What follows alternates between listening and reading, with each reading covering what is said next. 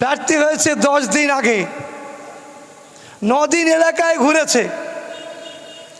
যে সমস্ত বক্তব্য উনি রেখেছেন, আমি ওনাকে খারাপ বলছি না, রাজনীতিতে নতুন, উনি ধর্মীয় মানুষ, রাজনীতি করেন না। উনি বলছে আমি উন্নয়ন করতে এসেছি, এতদিন উন্নয়ন হয়নি। মমতা বন্দ্যোপাধ্যায়ের উন্নয়নটা আমডাঙ্গায় হয়নি, এটা বলার কি দরকার? মমতা বন্দ্যোপাধ্যায়ের উন্নয়নটা আমডাঙ্গা হয়েছে, তার উন্নয়ন আসলে পড়েছে। আর তৃণমূলের প্রার্থী যেতে বলে আমি 15 বছর পরে উন্নয়ন করতে এসেছি, এটা কিন্তু ঠিক না, এটা কিন্তু ঠিক না। তাই শুধু বলবো, তাই শুধু বলবো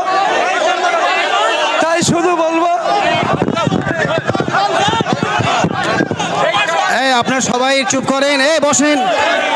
আপনারা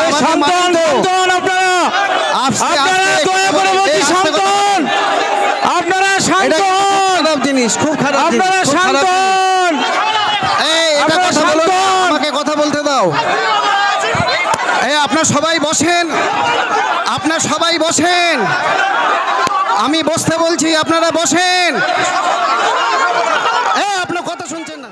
আমি বহু বাজারে ঘুরেছি, প্রত্যেকটা বাজারে গিয়ে আমি চা খেয়েছি, বসেছি, গল্প করেছি, যেহেতু আমি তাদের বাড়ির ছেলে, আমি আপনাদের ঘরের ছেলে। আমি প্রথম দিদির হাত ধরে বললাম, দিদি আপনি যদি আমাকে আমডাঙ্গা দেন, তাহলে আমি আমডাঙ্গায় প্রথম আমি 3 কাঠা জায়গা কিনে আমি নিজের ঘর তৈরি করে আমার বউ বাচ্চাগুলোকে আগে রাখবো এখানে। দিদি বলেছে ঠিক আছে তুমি তাই করবে।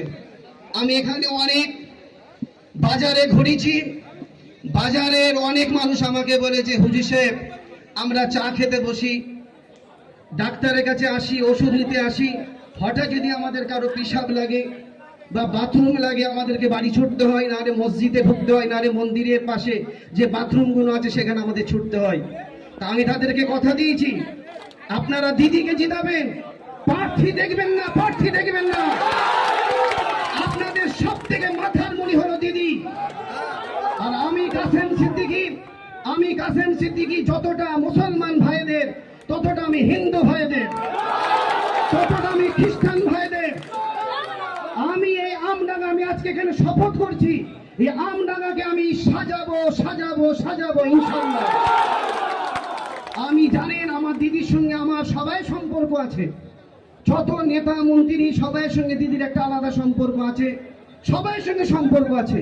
তবে আমি কাসেম সিদ্দিকী আমি দিদির কাছে একটু গিয়ে কাকুতি মিনতি করি, যেমন বাচ্চারা একটু মায়ের কাছে কাকুতি মিনতি করে, আমি ঠিক এইরকম কাকুতি মিনতি করি। আর সেই রকমই কাকুতি মিনতি করে আপনাদের আমডাঙ্গাকে আমি দিদির দ্বারা আমি সাজিয়ে দেবো। আর পার্থদা যদি আমার পাশে থাকেন, আর আমি আজকের এখানে শপথ করছি আমি যতদিন বাঁচবো আমি আমার রফিকুর ভাইকে আমি সব সময় এমএলএ হিসাবে আমি ডাকবো। উনি আমার কাছে এমএলএ, যতদিন বাঁচবো আমি দুনিয়ায় ততদিন তিনাকে আমি এমএলএ বলেই ডাকবো।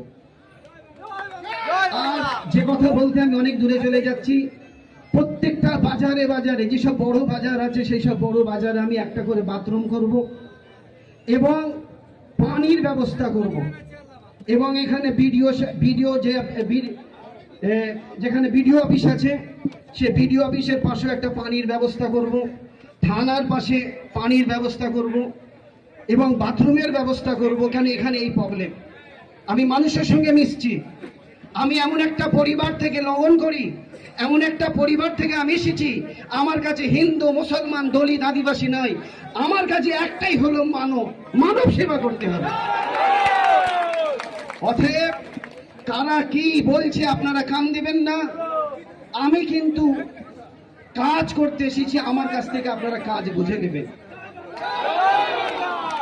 আর আমি এখনই হসপিটালে যাব, যেহেতু আমি পুরো ভিজে গেছি, ভিজে অবস্থায় আমি হসপিটালে যাব, হসপিটালটা আমি নিজের চোখে দেখব, ভিডিও করব। আমি আজকেই দিদিকে এই ভিডিওটা আমি তেনার হোয়াটসঅ্যাপে পাঠাবো।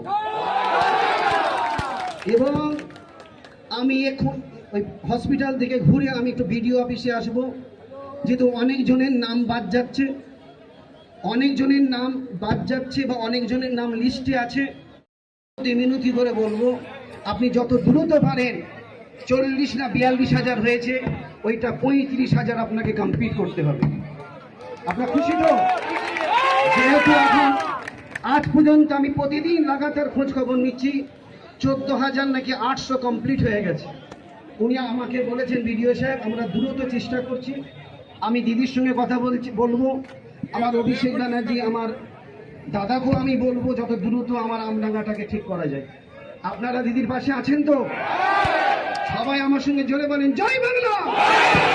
আরো জোর এখান থেকে আওয়াজ দিতে হবে জোরে, না জয় বাংলা। একদম দিল্লির নরেন্দ্র মোদীর অফিসে বলতে হবে, আওয়াজ দিতে হবে জয় বাংলা।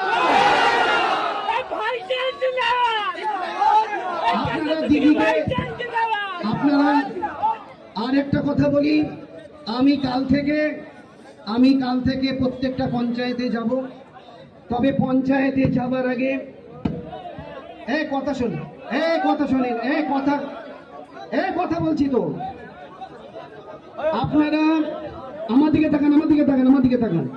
আমি প্রত্যেকটা পঞ্চায়েতে যাব এবং পঞ্চায়েতে যাবার আগে আমি অঞ্চল সভাপতির সঙ্গে আমি কথা বলবো, প্রধানের সঙ্গে কথা বলবো, উপপ্রধানের সঙ্গে কথা বলবো, মেম্বারের সঙ্গে কথা বলে আমি সেই পঞ্চায়েতে যাব। কথা ঠিক না বেঠিক? আমি যেহেতু আমাকে অনেকজন অনেক রকম ভাবে ডাকছেন যে আপনি এখানে আসেন ওখানে আসেন, দেখেন আমি জলসা করতে আসছি সেটা আলাদা ব্যাপার। আমি এখন আসবো একটা সিস্টেম অনুযায়ী, যে সিস্টেমটা আমাকে দিদি বলেছেন, পার্থবাবু বলেছেন, সেই সিস্টেম অনুযায়ী আমাকে চলতে হবে। অতএব আপনারা যে পঞ্চায়েতে আমাকে ডাকবেন